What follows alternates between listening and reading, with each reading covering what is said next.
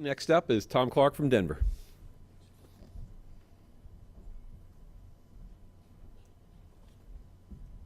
I always come to Vegas for the buffets, and I realize I'm the last thing between you and the buffet. When I first met the guys from Brookings, Rob asked me, he says, "So what's your relationship with Washington?"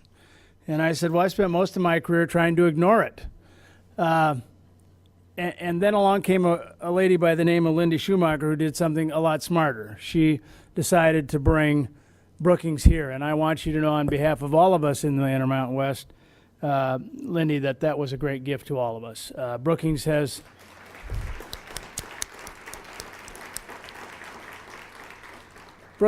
opened doors for us. They've created a market position for us in Washington, if you will, amongst the politically elite, and given us a voice and access that we've never had before, and we owe a great deal of that to you, so thanks. I was listening to my two counterparts, and before I begin, what do I have to do to get to my presentation here, by the way? There we go. I was thinking about, at one time our leadership group was almost all white guys, all above the age of 50, all of them Republicans, and very much inwardly looking. We thought Denver had pretty much everything the world needed, including unbreathable air. And so we started pushing our leadership out, and we ended up in Phoenix seeing a thing called the Decision Theater, which Todd was kind enough to show us again this morning. We've just replicated that in Denver. It was such a great idea. I want you to know, though, Todd, the software for your program was actually it was made in Denver, so it's okay. And when we came time to build our transit system, we went to Salt Lake, and we said to Salt Lake, "Tell us if there was one thing you could do differently, what would that be?" And they said, we didn't have a central interchange of all forms of transit at Salt Lake. If we had it to do over again, that's the way we would have done it.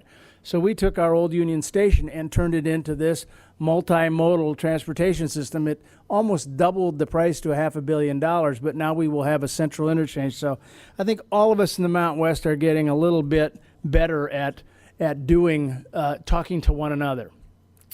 This was the greatest joke in 1986 in metropolitan Denver.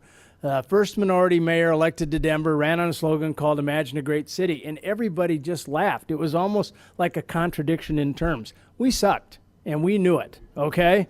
And this was like a phrase you'd hear from the most enthusiastic member of the Junior Chamber of Commerce, okay?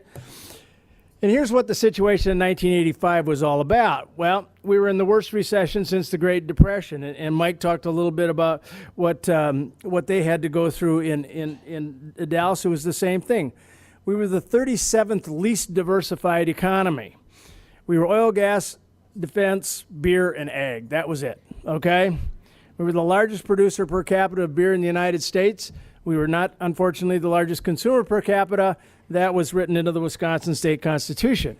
We had a downtown vacancy rate of 31%. Can you imagine? 31% vacancy rate. We were auctioning off Class A office space at 14 cents a foot. We had a net out migration of 43,000 people. That's where we began to look like Mississippi. And our airport was the biggest choke point in the United States. Utah, shame on you guys in Salt Lake, ran an ad against us of this guy running into a business meeting. He said, "I'm sorry, I tried to get here in the worst way. I flew through Stapleton and Denver." And we were losing market share in conventions. Okay, that was our life. And as I said, we were all white. And then, of course, we topped that off with having the second worst air pollution in the United States, second only to Los Angeles. So you can imagine that my bandwidth of potential customers was pretty narrow, okay? And I went to Los Angeles, of course, and I went to the head of Northrop Asset Management. I said, I want you to move your jet manufacturing to Denver. And he said, well, tell me how this works. I go to my board and say, let's move from the first most polluted city in the country to the second most polluted city in the country. He said, what's the value proposition here? And this was the crowning theme. Forbes magazine in 1986, Denver economy, you can't fall off the floor. You guys got nothing on us, okay? So we started a little different direction. We decided we would create an organization called the Greater Denver Corporation. And in 1989, we funded the Metro Denver Network won the nation's highest award in economic development, and because it was the first truly collaborative regional economic development program in the country. And then in 1996, it folded its doors after a 9-year run of creating 400,000 jobs and went back into the chamber and is now the organization that I run. But how do we get there? Well, first of all, vision counts. You know, Proverbs had it right back in biblical days. Without vision, people perish. Without vision, accidents happen. LensCrafters got that one down. And I never really got that vision thing, which is a direct quote from George Bush Sr., okay? So that tells you a little bit about vision, okay?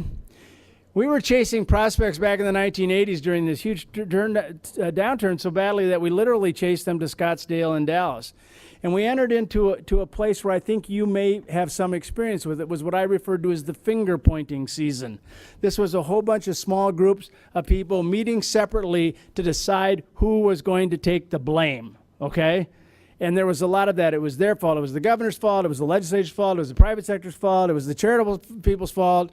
It was everybody's job. But you had to go through that process as a community, which we did, to finally get to that point that people got tired of blaming each other and says, what the hell can we do? And we had this the other thing happen. We had more economic development organizations created during this period because individuals, mayors would say, we're not working hard enough. And of course, we knew if we kept doing what we were doing, we were going to get what we get. And that was fewer and fewer jobs coming to Colorado. So everybody wanted a new vision, and I will tell you from our experience there, this is the first rule, and it's the 100th rule, and all 98 in between are the same. You have to dream big. This is the great quote from the president of the Denver Post. He said, they say you can't raise money in paradise. If that's the case, we ought to be able to raise a lot. And we did, okay? A lot of private sector money came in because we promised to do a collaborative economic development program, much like Mike's talking about, in which everybody got their shot, and it was called the Metro Denver Network. Now, the basic formula of economic development follows this little mnemonic device. I follow, IFR. I follow rivers, railroads, roads, resources, instrument flight rules, information, fiber routes, reading, writing, arithmetic, rooftops, but most of all, I follow rich people, okay? People with money, okay? And I'd like to create them, but if I don't, I'll chase them. This is a way in which we kind of looked in very much a shorthand of getting the public to think about economic development and the things that needed to be done to build it. And we all know the key location factors, you know, labor availability, quality of labor, 60 minutes from international transportation, airport, da-da-da-da-da. I won't go into all this, but it's important to know that these are the locational factors that drive corporate folks to move to you, not necessarily where you're created. We also at that time, much like Las Vegas does, knew, and much like Nevada does, we knew we had unique opportunities. We were thinking about building a new convention center.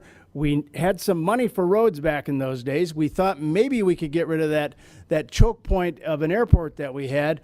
And our cultural facilities were going bankrupt. They'd been funded by the real estate and development community, and the developers walked in one day to our offices, to our board, and said, you know, we're broke. You guys want to fund the symphony and the theaters and those things, you got to figure out a way how to do it. And we did. We levied a region-wide sales tax of 0.1% to undergird the entire cultural infrastructure of the region. So the big plan was create a collaborative regional economic development, build the new convention center, build an airport, support improvements in transit, save our cultural venues, most of which were in downtown. And one thing that we knew about downtown is that most people, the only picture of downtown Denver they'd ever seen in their life was the ones in the New York Times with the brown cloud hanging over the middle of it. Everybody saw that as the retail window of our community, and the retail window of our downtown was awful. People thought oil derricks were in the 16th Street Mall and there was nothing but tumbleweeds blowing past them. And we had to clear the air and then go like hell, as we said. And our strategy is very simple, and watch it come around again this fall, folks. Use public work projects to build our way out of the recession. Build convention centers, build airports, build transit, build public facilities. Why? Number one, you never can get out of a recession by doing anything. What you do in a recession is to prepare your community for the recovery. And that's what public works are about. The second thing is that they can deliver a boatload of jobs really fast. And before there was such a thing as the green movement, there was recycling. It was started by heavy construction workers. They get a paycheck on Friday and they've recycled the entire check by Monday, okay? They turn around money faster than you can believe in an economy, and they're a huge jolt to your success. And then you've got to do near-term goal. You've got to near-term goals, because where you are today is not where you ultimately want to be, and this is not a jump over the start here and end here. You have to choose things in between. And most of all, our goal was never, ever, ever go through this type of downturn again if we're diverse enough. So remember this, if you remember one thing: a recession is a terrible thing to waste, okay? We were suffering also with a major inferiority complex. We'd never really built anything. And then it was really helped by this famous executive from Hughes Aircraft who said, you guys, you get right to the top to be great, and then you fall back. If you could ever push over, it would be really helpful. So we got the convention center first. We built it on budget and 18 months ahead of schedule, and suddenly everybody felt they were doing a great thing. Said, hey, let's go build an airport. And we made one big mistake. We let the engineers on the baggage system get out of their cubicles, okay? A $287 million baggage system ended up being sold for scrap metal. But I want you to know it does run perfectly today in Munich, okay? The company who used us as a beta test site now has that running like a banshee in Munich. Oops. And this was what I was talking, the cultural and scientific facilities. 0.1%, it underpins our entire cultural facilities.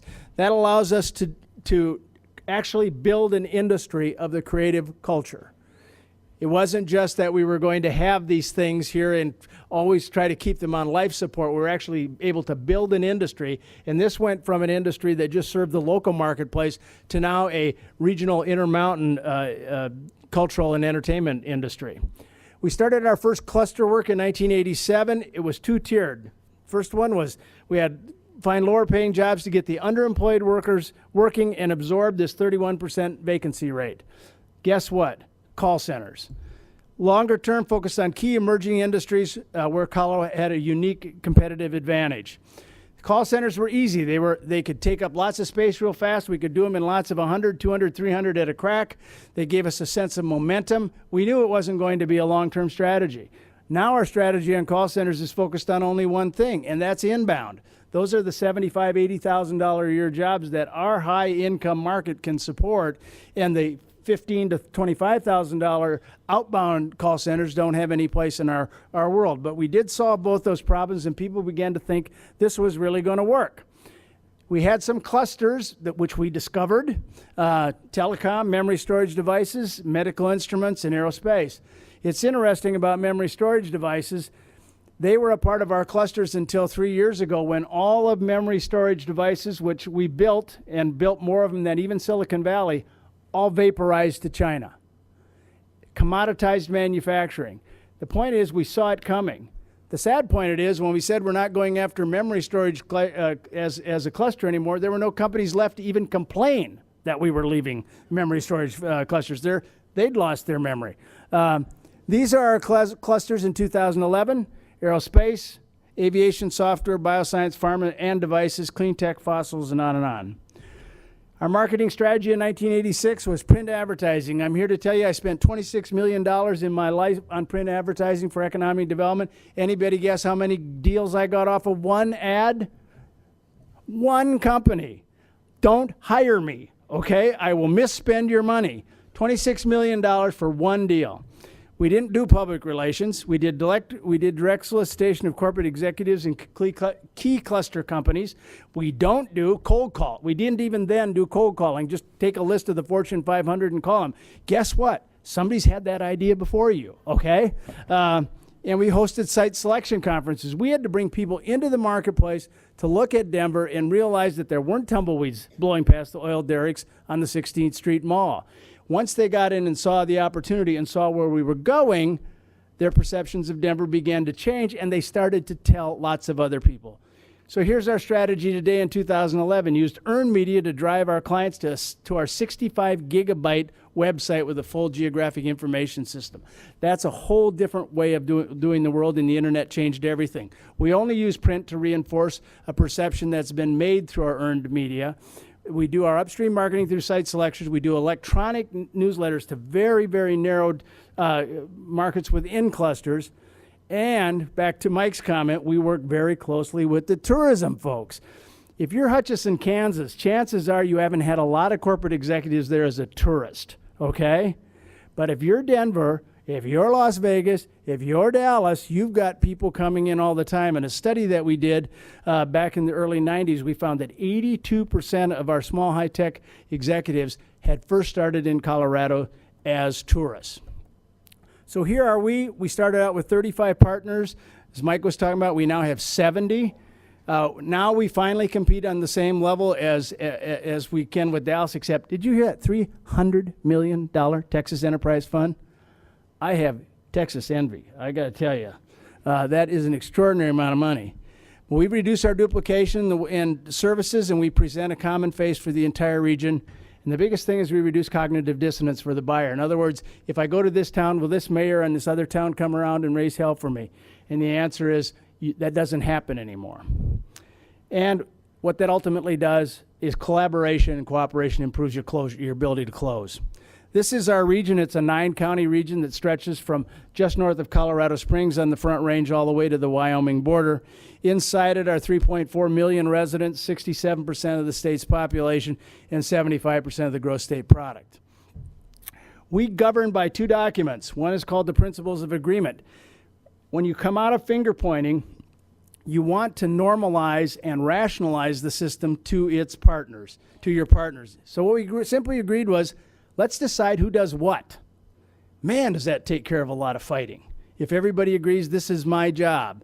Our job is what we call the central office, was to do the national and international marketing, to have money into big opportunities like airports and convention centers and what have you, and to focus on strategic planning and workforce.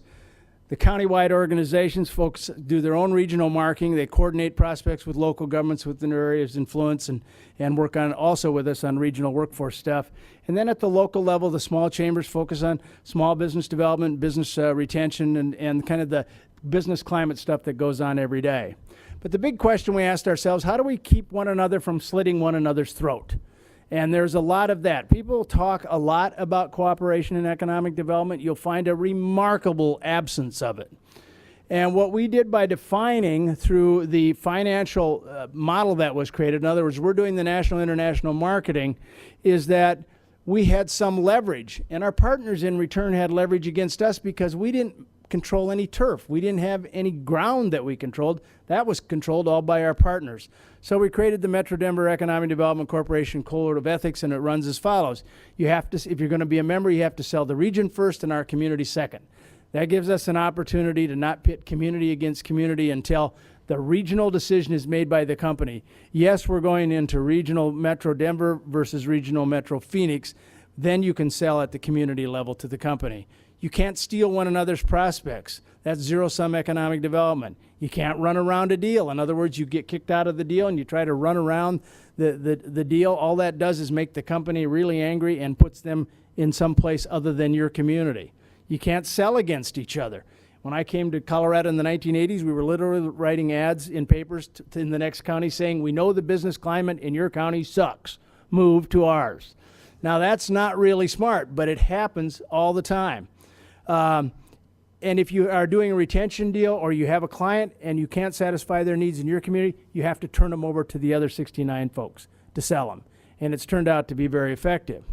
And finally, what we found is that if you ask and expect higher degrees of behavior, more ethical behavior on people, they love it, knowing that the other people and being assured that the other people are accountable. Does it pay off? We call this our closure rate, and if you want to read the fine print, you'll also find you buy a car under there. But you see in 1985, before this started, we closed about 30% of the deals that came physically came through our door. And by 1993, we went to 62, and you saw on Rob's slide how our incomes went up dramatically during that period, guess what happened? We're not eligible for as many opportunities as we were in the 1990s because our personal income went into the top 10 in the United States. So our motto is, if you're not writing history, we're not doing it. And boy, that's an easy way to determine whether or not you're going to take on a project. If you're going to write the history of the region, do it. Here's where we are after 23 years of cooperation. We're in the top 5 of all states in diversity of the economy. We've created 2 new clusters, clean tech and biopharma. We have a $5 billion airport, 5th busiest in the nation and the #1 choice for business travelers. We have a new convention center that's actually been built 3 different times. We have a $6 billion life science center, which has its own research park adjacent to it. We have brought in 48 headquarters, not anywhere near to what Dallas has done. They have done an extraordinary job. We were always said, if you're such a major league team, why don't you have baseball? Well, we got baseball. We also have 8 professional sports teams. Good God, there isn't a night in Denver you can't go to a sports game. We have the largest performing arts center outside of Lincoln Center, and we've had 15 years with no violations of the Clean Air Act. We're #1 in concentration of aerospace employment, #3 in total employment. When we started, we were #4 in concentration, 203. We ranked 27 in biopharma. Today, we're ranked in the top 10 of all categories for biopharma except 1. And we were 50th in net generation of electrical by wind in 2000. In 2010, we were 7th. And there's the stat. You see us there over on the right side. And you can see Texas, and you can see what one committed person can do in Texas to bring wind energy along. I think what I want to leave you with is that this outcome did not occur in a year or even 5 years. It required a long-term vision, very agile changes in tactics when circumstances changed, and an identified group to serve as a steward of that vision. We discovered all this, by the way, by accident. People always said, boy, that was really brilliant. How did you do that? And I said, we made it up as we went along, okay? It really is. Each community, each region, each state figures that out, what works inside their own culture. This implementation, if you go forward, will span 2 or 3 governors' terms, numerous legislators, county commissioners, and mayors. Elected leaders can spur policy and provide focus, and private sector ensures continuity. And turning economies is not something that runs in a 4-year cycle. It runs over a period of time. The term cluster was associated with another term, which is now referred to as a monkey wedding in our office, by the way. But in Metro Denver today, if you walk into a business meeting and say the word cluster, everybody in the room knows what we're talking about and can generally name 4 or 5 of those clusters. Thank you.